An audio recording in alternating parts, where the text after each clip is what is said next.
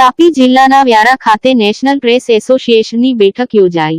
લોકશાહીના ચોથા સ્તંભને દબાવવું અને ડરાવવું એ લોકશાહીની હત્યા સમાન અને બંધારણીય હક્ક અને સ્વતંત્રતાનું હનન સમાન છે।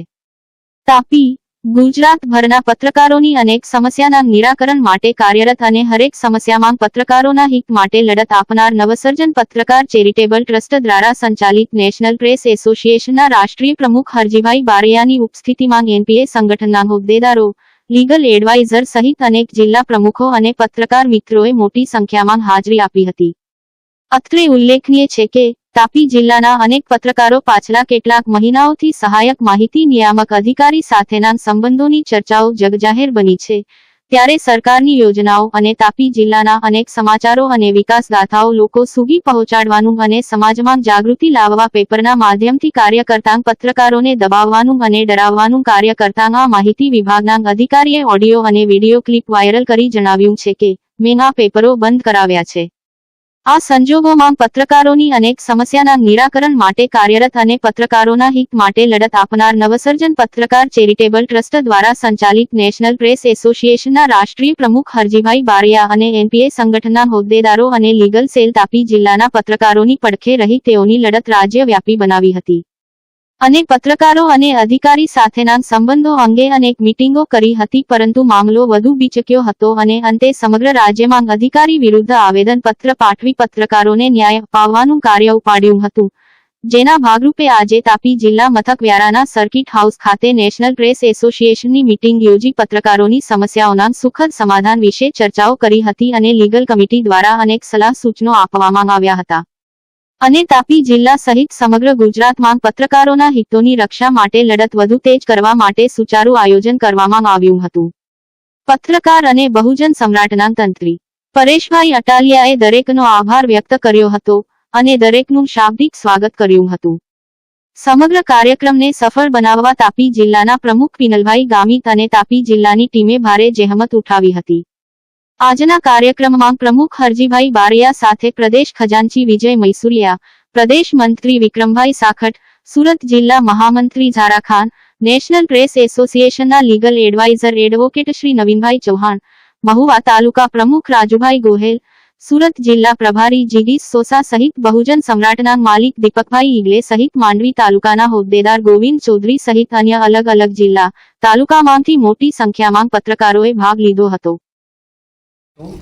આજે પરેશભાઈને જે અત્યાચાર ને જે માનસિક રીતે જે થયું હતું તેની લડત આપણે બધાએ સૌ મળીને આપી છે। નેશનલ પ્રેસ એસોસિએશન એમની સાથે 24 કલાક તો હતું જ ને આપણે બધા મળીને લડત આપી, ત્યારે આજે આપણી લડતની વિજય થઈ છે। એ માટે પરેશભાઈએ જે પ્રોગ્રામ રાખ્યો છે આભાર વિધિનો, તે બધા પત્રકારનો આપણે આભાર કરીએ। ખરેખર હું મારું કહેવાનું એવું છે, પરેશભાઈ તમારી જેવા વ્યક્તિએ જો આવો મુદ્દો ઉઠાવ્યો છે અને જે અધિકારીને ખોટી રીતે જે નિયમા નથી ને તે આપણા બધા પત્રકારની જીત છે, તો પરેશભાઈની નથી, બધા પત્રકારની જીત। મારે એવું માનવું છે જે અધિકારી હોય, કોઈ બી ડિપાર્ટમેન્ટ હોય, ખોટી રીતે જો પત્રકારને દબાવશે ને, આપણે નાનો પત્રકાર હોય મોટો પત્રકાર જ છે ભાઈ, કોઈ નાનો મોટો નથી, પત્રકાર જ છે। કોઈ બી અધિકારી ખોટી રીતે દબાવે છે તો કોઈ બી હોય એ મુખ્યમંત્રી બી કેમ ના હોય, તો આપણે અવાજ ઉઠાવવાનું આપણું કામ છે। અવાજ ઉઠાવશું તો આપણે ખબર પડશે કે સાચું કોણ છે ખોટું કોણ છે। આપણું કામ છે જનતા સમક્ષ બધી વસ્તુ મૂકવાની છે કે ખરેખર વસ્તુ શું છે। આપણી સાથે જો આવો અન્યાય થતો હોય તો સામે જનતા જો શું થતું હશે તે ખાલી આપણે વિચાર કરો। એટલે આજે જે ભેગા થયા આપણી જીત છે, આપણા સંગઠનની જીત છે। જેવી રીતે બેને પહેલા કીધું છે કે 1 લાકડી તૂટી જાય પણ ભેગા મળે ને તેને તોડવું બહુ મુશ્કેલ છે। અધિકારી હોય, મુખ્યમંત્રી હોય, કોઈ બી નેતા હોય, ખોટી રીતે તો આપણે ચલાવી જ ના રહેવાનું। આપણું કામ જ એ છે કે ભાઈ ખોટી વસ્તુ ચલાવવાની નથી, આજે ની કાલે ની ક્યારેય નહીં ચલાવશું। આપણે સત્ય છે ને સત્યને જાગૃત કરવાનું જ આપણું કામ છે ને એ દિશામાં કામ કરશું ને તો કોઈ બી હશે ને તેને નમવું પડશે સત્યની અગાડી। એટલે આ જીત એક પરેશભાઈની નથી, આપણા સૌ પત્રકારની જીત છે ને આ સંગઠનની જીત છે ને હું એવું માનું છું અને આ કાયમ માટે રહેવું જોઈએ। ધન્યવાદ। જૂનાગઢ જિલ્લા પોલીસ તથા દિવ્ય ભાસ્કર જય હો જૂનાગઢ મુક્તિ મહોત્સવના સંયુક્ત ઉપક્રમે તારીખ 23 નવેમ્બર 2024ના રોજ ડ્રોઈંગ ડ્રગ્સનું આયોજન કરવામાં આવેલ। યુવાનોમાં ડ્રગ્સની ચુંગલમાં ન ફસાય તે માટે જૂનાગઢ પોલીસ દ્વારા છેલ્લા 1.5 વર્ષથી ડ્રગ્સની બદી દૂર કરવા મોટા પાયે ઝુંબેશ હાથ ધરવામાં આવેલ। જે અંતર્ગત તારીખ 4 નવેમ્બર 2023ના રોજ રન ફોર જૂનાગઢનું આયોજન કરવામાં આવેલ અને જેમાં 1 લાખથી વધુ લોકોએ પ્રત્યક્ષ અને પરોક્ષ રીતે જોડાઈ નશો નહીં કરવા શપથ લીધેલ. જૂનાગઢ જિલ્લાની 500 જેટલી શાળા કોલેજ અને મદરેસામાં સેમિનારોનું આયોજન કરી યુવાનોના ડ્રગ્સના દૂષણથી દૂર રહેવા સમજ આપવામાં આવેલ. જૂનાગઢ શહેરમાં 2 મુખ્ય લોકમેળામાં શિવરાત્રી તેમજ ગિરનાર પરિક્રમા દરમિયાન લાખો લોકો જૂનાગઢ આવતો હોય ત્યારે લોકોને ડ્રગ અવેરનેસ માટે બેનર હોલ્ડિંગ તેમજ પેમ્ફલેટથી જાગૃત કરવાનો પ્રયાસ કરવામાં આવેલ. તેમજ આ સ્પર્ધામાં કુલ પહેલી 8 ધોરણના 781 પર તો કોઈ રજીસ્ટ્રેશન કરાયેલ 9મી 12 ધોરણના 333 કોઈ રજીસ્ટ્રેશન કરાવે અને કોલેજના વિદ્યાર્થીઓ તથા અન્ય નાગરિક 623 અડધો રજીસ્ટ્રેશન કરાવે. જૂનાગઢના કુલ 1767 રજીસ્ટ્રેશન, પોરબંદરના 23 રજીસ્ટ્રેશન અને ગીર સોમનાથના 86 રજીસ્ટ્રેશન આ જ સ્પર્ધામાં થયેલ. જૂનાગઢ પોલીસ તથા દિવ્યભાસ્કર જય હો જૂનાગઢ મુક્તિ દ્વારા શહેરનો ડ્રગ થીમ પર આયોજન ચિત્ર સ્પર્ધામાં દરેક કેટેગરીમાં 6 નિષ્ણાંતોને નિયુક્ત કરવામાં આવેલ તથા સ્પર્ધામાં ભાગ લીધો પર સ્પર્ધકોનો ઉત્સાહ વધે તે માટે 3 કેટેગરીમાં રોકડ પુરસ્કાર પણ આપવામાં આવેલ.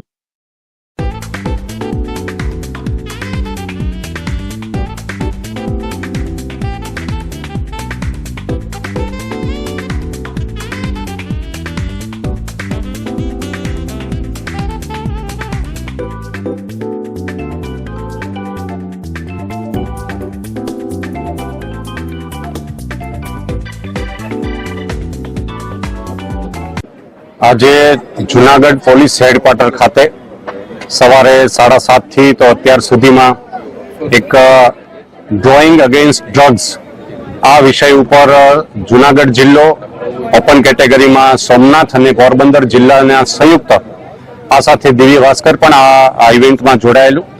આ ઇવેન્ટનો મુખ્ય હેતુ એવો હતો કે પ્રાથમિક શાળાના બાળકો, હાઈસ્કૂલના બાળકો અને કોલેજ અને ઓપન કેટેગરીના તમામ સ્પર્ધકો એક સે નો ટુ ડ્રગ્સની વિષય ઉપર પોતાનું આ ડ્રોઈંગ કરે, ચિત્ર કોમ્પિટિશન કરે. એમાં ગુજરાતના અને જુનાગઢ જિલ્લાના ખૂબ જ નામાંકિત એવા પ્રસિદ્ધ એવા ચિત્રકારોએ એમનું જજમેન્ટ આપ્યું છે. પ્રથમ, દ્વિતીય અને તૃતીય ત્રણેય કેટેગરીમાં 5,000, 10,000 અને 15,000ના બાળકોને ઇનામ આપેલા છે. દિવ્યાંગ સંસ્થાના બાળકો પણ એમણે આ કોમ્પિટિશનમાં ભાગ લીધો છે. આ એમની એક વિશેષતા છે.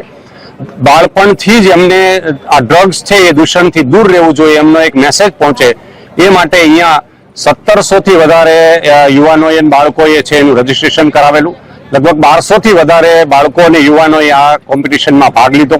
સાથે સાથે એમના પેરેન્ટ્સ, એમના સ્કૂલના ટીચર્સ, આ સંસ્થાના મેનેજમેન્ટ ટ્રસ્ટીશ્રીઓ, પ્રિન્સિપાલશ્રીઓ.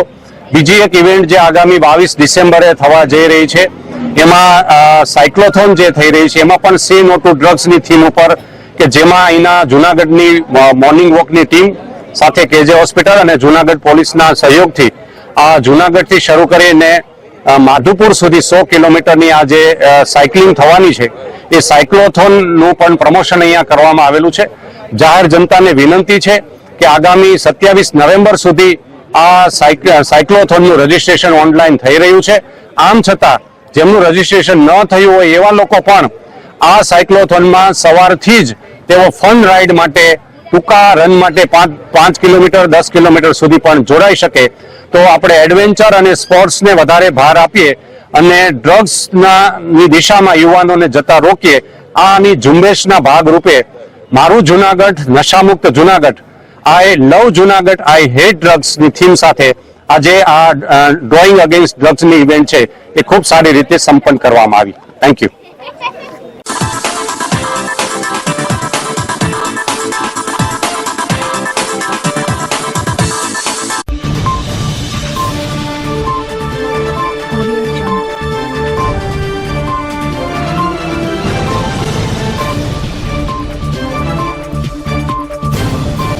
Audio Jungle.